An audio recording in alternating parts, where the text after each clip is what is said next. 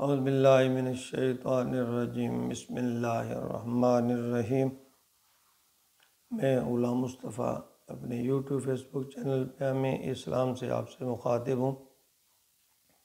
میری اپنے تمام مسلمان بھائیوں اور بہنوں سے گزارش ہے کہ میرے اس فیس بک یوٹیوب چینل کو سبسکرائب کریں، فالو کر لیں، تاکہ آنے والے تمام درس قرآن کے جو اسباق ہیں وہ آپ تک پہنچتے رہیں، اور اس طرح ہم اللہ رب العزت کی اس کلام کو سمجھنے کی کوشش کریں، جس کے بارے میں اللہ رب العزت نے فرمایا ہے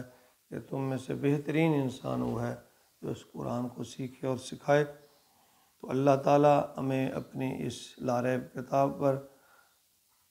کو سمجھنے اور پھر اس پر عمل کی سمجھ کر پڑھنے اور پھر اس پر عمل کی توفیق عطا فرمائے۔ درس قرآن کے سلسلہ میں آج ہمارا سبق سورۃ البقرہ کی آیت نمبر 59 پر مشتمل ہے۔ اعوذ باللہ من الشیطان الرجیم، بسم اللہ الرحمن الرحیم۔ فبدل الذین ظلموا قولا غیر الذی قیل لهم فانزلنا علی الذین ظلموا رجزا من السماء بما كانوا یفسقون۔ جیسا کہ پچھلی آیت میں اللہ رب العزت میں بنی اسرائیل پر جو انعامات کیے تھے اس کا تذکرہ فرماتے ہوئے پھر جب یوشع بن نون کی قیادت میں دوبارہ انہوں نے قتال کیا تو اللہ تعالیٰ نے اس شہر کو، ریحہ شہر کو جب اس فتح دی تو آپ نے پھر اللہ تعالیٰ فرماتے ہیں پھر میں نے اس قوم کو یہ حکم دیا کہ تم اس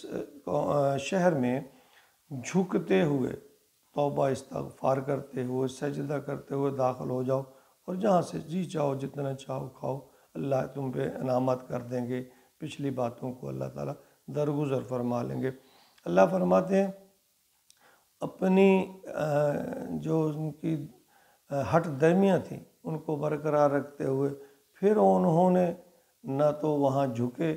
بلکہ سرینوں کے بال گھسٹتے ہوئے وہاں داخل ہوئے، اور جو اللہ تعالیٰ نے فرمایا تھا کہ لفظ حتتن، توبہ کرتے ہوئے جاؤ، تو اللہ کہتے ہیں فبدل الذین ظلموا، پھر انہوں نے، ان ظالموں نے بدل دیا اس بات کو، قولاً، اس قول کو جو میں نے کہا تھا، غیر الذی قیل لہم، اس کے خلاف، یعنی جو میں نے انہیں بات کہی تھی، جو میں نے انہیں حکم دیا تھا کہ جھکتے ہوئے سجدہ کرتے ہوئے داخل ہونا ہے اور مغفرت طلب کرتے ہوئے اس شہر میں داخل ہونا ہے، تو ان ظالموں نے جو ہے ان الفاظ کو بدل دیا۔ ان میں ظالم تھے، یہ بڑے بد کردار لوگ تھے، اور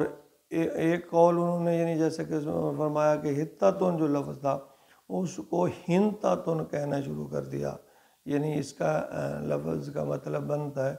کہ ہمیں گیہوں چاہیے، یعنی گندم چاہیے۔ اللہ نے تو ان کے اوپر عناوت، ان کو پکا پکایا کھانا یا تیار شدہ کھانا، من اور سلوہ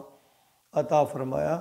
اس کے باوجود یہ سوال کرتے ہیں ہنتتن، ہمیں تو گندم چاہیے۔ تو اس کا تذکرہ اگلے پھر آیات میں بھی آئے گا، یعنی انہوں نے اس پہ بھی گھمنڈ کیا کہ ہم اب من اور سلوہ جو ہے نا کھا کھا کے اکتا گئے ہیں، اللہ ہمیں جو نا زمین سے پیدا ہونے والی جو زمین کی رویدگی ہے یا اور پیداوار ہے وہاں سے ہمیں کھانے کے لیے جو ہے نا عطا کر، اور فرماتے ہیں کہ کیکڑی، ساگ، اس طرح کے مطالبہ کرنا، انہوں نے اظہار کرنا شروع کر دیا، اور اللہ تعالیٰ کا جو حکم تھا اس کا مذاق اڑایا، استہزاء کیا، کہنے وقالوا حتتن کے الفاظ کو بگاڑ دیا۔ تو فانزلنا علی الذین ظلموا، اللہ تعالیٰ کہتے ہیں میں نے اتارا ان لوگوں پر جو ظلم کرتے تھے، رجزا من السماء، آسمان سے پھر عذاب۔ اللہ کہتے ہیں میں نے ان پر پھر اس نافرمانی کی وجہ سے پھر میں نے ان ظالموں پر جو ہے